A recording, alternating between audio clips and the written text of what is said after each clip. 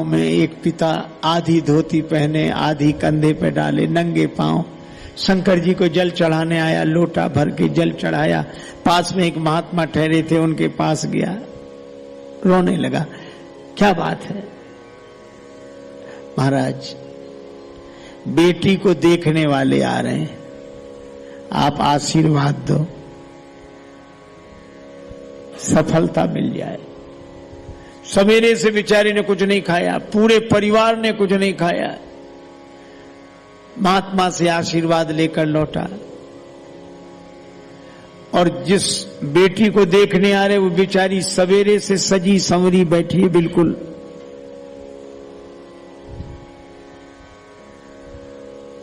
मूर्ति कला की मूर्ति की तरह। आ गए आ गए आ गए आ गए, बैठाओ बैठाओ बैठाओ। अब वो निकली ट्रे में चाय नाश्ता लेकर, उसके साथ और बालिकाएं आई। अब आने वाले पसंद करने के लिए ऐसे देखते हैं, लंबाई चौड़ाई ऊंचाई कद काठी। फिर हुई प्रश्नों की बौछार शुरू। होने वाली सास ने कहा, तुम्हें भोजन बनाना आता है? हाँ माता जी, हाँ आता। ननद ने पूछा, स्वेटर बुनना आता? हाँ आता। अब जो पूछे सो वो हाँ हाँ हाँ हाँ हाँ हाँ हाँ।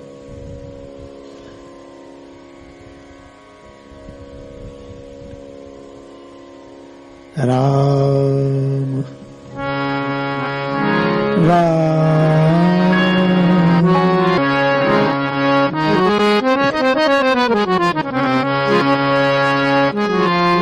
सभी के प्रश्नों का उत्तर वो बालिका देती है।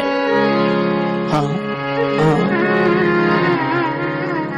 सास ने पूछा, होने वाले ससुर ने पूछा, ननद ने पूछा, और लोग जो साथ में आए थे सब ने प्रश्न पर प्रश्न, प्रश्न पर प्रश्न। अंत में उसके होने वाले पति ने कहा, हम भी पूछ लें? हाँ पूछो।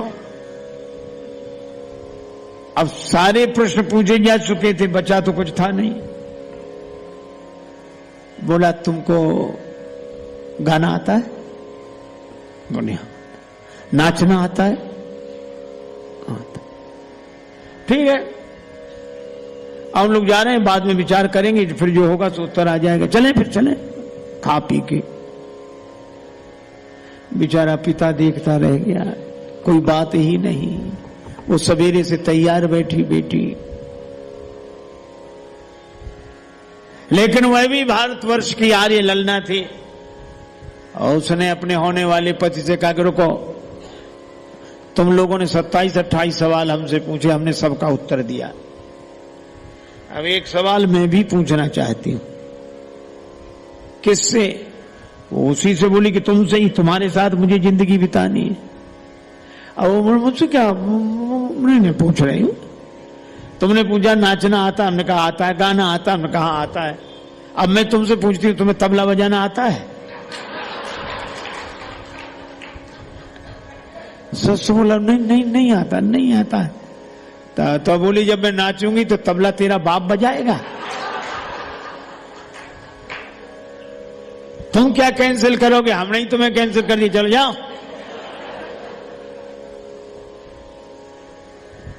भारतवर्ष की आर्य ललनाओं की स्वाभिमान की संस्कृति होनी चाहिए। भयंकर सर्दी, रात में अकड़ रहे थे, कांप रहे थे, भूखे थे। अब वर्षा हो गई थी तो कहां जाए, जंगल में अटके थे।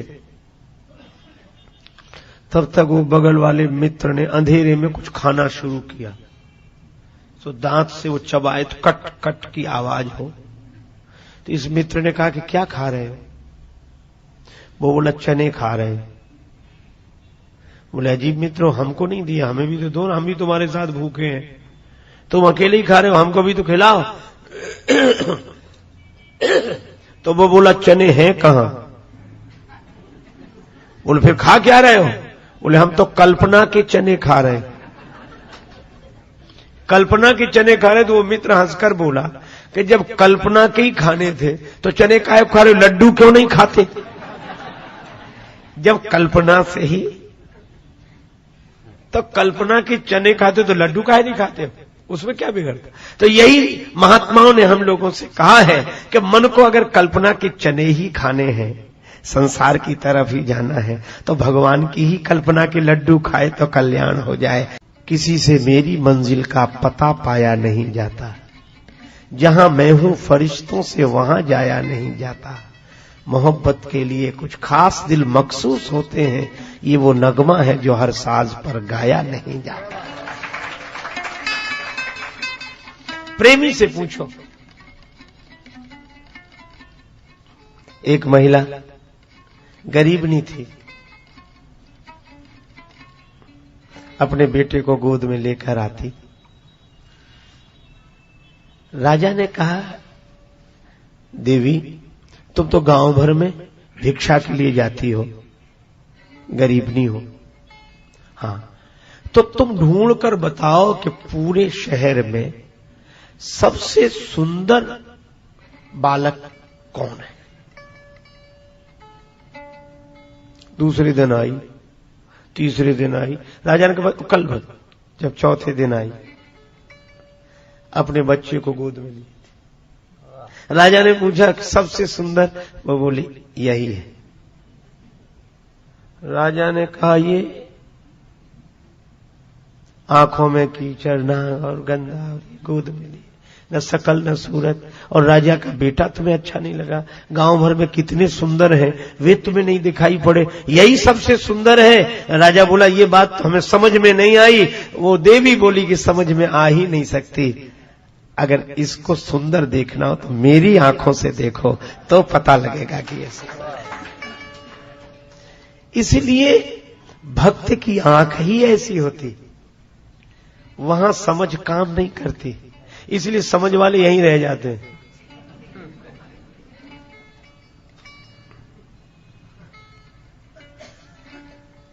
एक आदमी गया गांव में, उसके साथ उसका मित्र था, शहर से गया था, बड़ा पढ़ा लिखा आदमी था, इतना तार्किक, हर बात में तर्क करे, माने ही नहीं कोई बात। अगर ऐसा तो नहीं होना चाहिए, ऐसा होता। परेशान मित्र भी रहे, लेकिन मित्र था क्या करे, बोले चलो गांव घूम कर आते हैं। गांव में घूमने गए तो एक जगह, जैसे गांव में होता, एक कोल्हू चला रहा था एक आदमी, और बाहर बैठकर तेल बेच रहा था। वो अकेला आदमी अपनी पूरी फैक्ट्री चला रहा था, बैल को कोई हाँकने वाला नहीं था, बैल फिर भी घूम रहा था, कोल्हू का बैल। तो उसने कहा क्यों जी, इस बैल को कोई हाँकने वाला नहीं है, ये बैल चलता कैसे है? तेल बेचने वाला बोला हमने इसकी आंखों पे पट्टी बांध रखी है, इसलिए वो समझता है कि हाँकने वाला पीछे ही है और कोई होता है नहीं, घूम रहा। पर वो तो तार्किक था, बोले ये तो कोई समाधान होगा नहीं, ये भी कोई बात थोड़ी है। क्या बोले ऐसा भी तो हो सकता है कि बैल खड़ा हो जाए और तुम बाहर बैठे हो, तो तुम्हें कैसे पता लगता है? वो बोला हमने बैल के गले में घंटी बांध रखी, बैल चलते चलते रुक जाता, समझ जाते हैं कि रुक गया है, हम जाकर फिर हाँक देते हैं। इतने पर भी वो नहीं माना। क्या बोला? बोले ये भी कोई बात थोड़ी हुई, ऐसा भी तो हो सकता है कि बैल एक ही जगह खड़ा खड़ा गर्दन हिलाता रहे। तो तेल बेचने वाला बोला माफ करें बाबूजी, वो बैल है आपकी तरह तार्किक नहीं है जो एक ही जगह खड़ा खड़ा गर्दन हिलाता रहे। ये कुतर्क करने वाले कहीं नहीं पहुंचते, ये जिंदगी में जहां खड़े वहीं खड़े रहते हैं। भाई इनका एक ही काम है, जहां खड़े थे वहीं खड़े खड़े गर्दन हिलाते हैं। अरे ये ऐसा नहीं, वो ऐसा नहीं, और भक्त पहुंच जाता है। और इसीलिए भक्त की दृष्टि से देखो, अगर हमारा सोच बदल जाए तो दुनिया बदल जाए।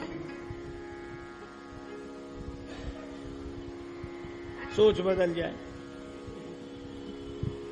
दो व्यक्तियों को आधा आधा गिलास दूध मिला, शीशे के गिलास थे,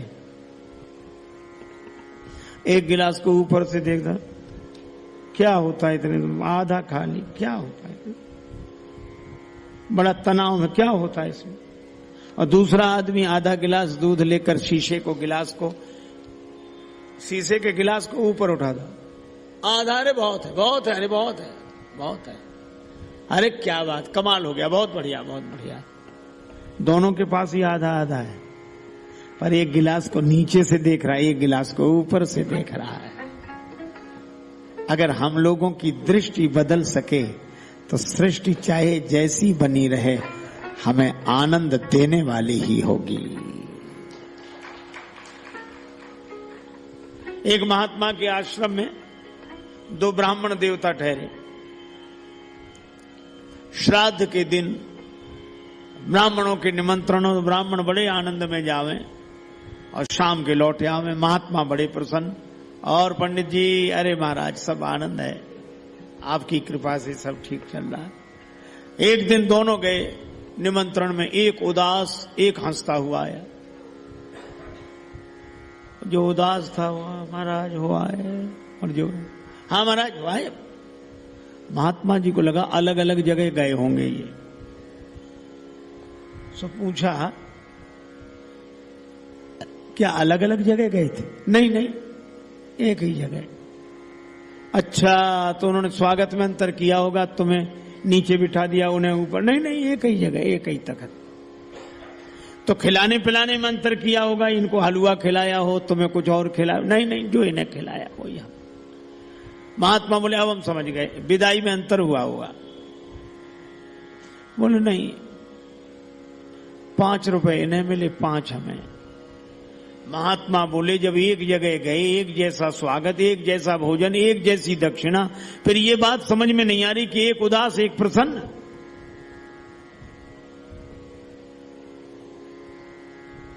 सो जो दुखी था उससे पूछा क्यों दुखी हो? कहने लगा महाराज हम रास्ते भर कल्पना करते गए कि आज बड़े आदमी के घर जा रहे हैं, बड़ा संपन्न आदमी है, धनी आदमी है, तो हम सोच रहे थे कम से कम 11 रुपए तो देगा, और उसने 5 ही दिए, इसलिए हम परेशान हैं। पर दूसरे से पूछा तुम प्रसन्न क्यों? बोले महाराज हम जानते थे है तो बड़ा आदमी, पर बड़ा कंजूस है। हम पहले से जानते थे 2 रुपए से ज्यादा नहीं देगा, और उसने 5 दे दी। अब बोलो उसको उदास किया किसने और इसको प्रसन्न किया किसने? तभी संत लोग कहते हैं मन एव मनुष्याणाम कारणम बंध मोक्षयो। मारुत नंदन मारुत को मन को खगराज को बेग लजायो। पवन का बेग लज्जित किया, फिर मन का बेग लज्जित किया, फिर गरुड़ जी का बेग लज्जित करते हुए श्री हनुमान जी आगे बढ़े। कुछ लोगों को लगता है कि मन तो सबसे ज्यादा वेगवान है, इसको बीच में क्यों रखा, इसको अंत में रखना था। पर श्री तुलसीदास जी कहते हैं कि बीच में ही, ज्यादा वेग वाले को बीच में ही रखो। रेलगाड़ी जब चलती है तो स्टेशन से धीरे धीरे, और पूरे वेग में तो बीच में ही चलती है, अंत में धीरे धीरे रुकती है। तो हनुमान जी ने पहले पवन का वेग लज्जित किया, बीच में मन का वेग लज्जित किया, फिर गरुड़ जी का वेग लज्जित करते करते धीरे धीरे उतर गए, रुक गए। ऐसा थोड़ी एक आदमी कह रहा था कि हमारे भाई इतना बढ़िया बढ़िया गोताखोर हैं, आध घंटे तक पता ही नहीं लगता कहां है। दूसरा बोला कि हमारे भाई तो आध घंटे से भी ज्यादा तक बने रहते हैं पानी में, इतना अभ्यास है। तो उनकी बातें सुनकर एक आध घंटा कह रहा, एक घंटा कह रहा। तो तीसरा आदमी बोला कि हमारे भाई सबसे ज्यादा। कैसे? बोले बहुत बढ़िया गोताखोर। क्यों? बोले जब से डूबे हैं आज तक निकले ही नहीं। इस देहाभिमान से बचने का उपाय अवसर है अनमोल, काम कुछ ऐसा कर जा, पाकर गुरु से ज्ञान यार, मरने से पहले मर जा, अपने घट में बैठ निरंतर नहीं किसी के घर जा, सीता राम नाम सुमिरन कर भव सागर से तर जा, मर जा। अच्छा देखो, नदी में जब डूबता है जिंदा आदमी डूबता, मुर्दा नहीं डूबता। जिंदा हाथ पांव हिलाए बिना नहीं रहता, मुर्दा ना हाथ हिलाए ना पांव, आराम से पार हो जाता है। मस्त राम मुर्दों से बोले हमको कुछ बतलाओगे? मुर्दों में से एक मुर्दा बोला मर जाओ सुख पाओगे। एक राजा ने एक महात्मा से कहा कि नंबर 1 का सौभाग्य हमें बताओ, नंबर 2 का सबको बताना। महात्मा बोले नंबर 1 का सौभाग्य तो खत्म हो गया, नंबर 2 का ही बचा है, कहो तो बता दें। हाँ बताओ। नंबर 1 का सौभाग्य था कि तुम पैदा ही न हुए होते, और नंबर 2 का सौभाग्य कि जितना जल्दी हो सके मर जाओ।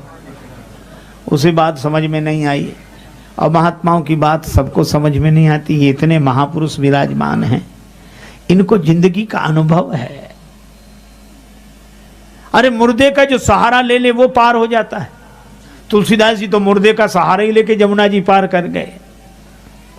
जिसका अहंकार मर चुका है उसका सहारा ले लो, वो स्वयं पार होगा, आपको भी पार करेगा। दक्षिण भारत के बहुत बड़े विद्वान शास्त्रार्थ के लिए काशी में आए कि मैं शास्त्रार्थ करूंगा। विद्वान घबराए, शंकर जी से प्रार्थना की कि आप ही काशी की लज्जा रखो। शंकर जी ने प्रेरणा दी कि इनसे कबीरदास से शास्त्रार्थ करा दो। और विद्वान बोले कबीरदास से? बोले हम जो कह रहे हैं सो करा। कबीरदास जी से कहा शंकर भगवान की आज्ञा है। कहा अच्छा चलो। पंडित पद्मलोचन जी नाम था, उन्होंने कहा इनसे शास्त्रार्थ करें। कबीरदास जी बोले मसी कागज छुयो नहीं, कलम गही नहीं हाथ। कलम कागज कभी छुआ नहीं तो तुम तो पढ़े ही नहीं हो। तो कबीरदास जी ने उनसे कहा कि पंडित जी आप तो पढ़े होंगे। हाँ हम पढ़े हैं। तो हमें एक उत्तर दे दें, पढ़कर समझे हो कि समझकर पढ़े हो? पढ़कर समझे हो कि समझकर पढ़े हो? अब वो हैरान। अगर वो ये कहे कि पढ़कर समझे हैं तो फिर किताब समझी होगी, किताब समझी होगी, उसको नहीं समझा होगा। और अगर समझकर पढ़े हो, अगर वो कहे समझकर, तो जब समझ ही लिया था तो पढ़ने की जरूरत क्या थी? शास्त्रार्थ इसी पर हो गया। उसने कहा ठीक कहते हो, सच्ची पढ़ाई तो उनकी है जो भगवान के भजन में लगे हुए हैं। 90 वर्ष से ऊपर अवस्था, वयोवृद्ध, अत्यंत वयोवृद्ध, एक ब्राह्मण देवता डुंकृज करण का अभ्यास कर रहे थे। व्याकरण में एक करण होता, डुंकृज करण। आद्य शंकराचार्य जी ने उनको देखा, कहा क्या कर रहे हो? का व्याकरण के सूत्र का अभ्यास कर रहे हैं, पढ़ाई कर रहे हैं। शंकराचार्य जी ने कहा प्राप्ते सन्निहते मरणे नहीं नहीं रक्षति डुंकृज करणे। भज गोविंदम गोविंदम भज मूढ़ मते। सबका सार यही है, भगवान का भजन, भगवान का स्मरण।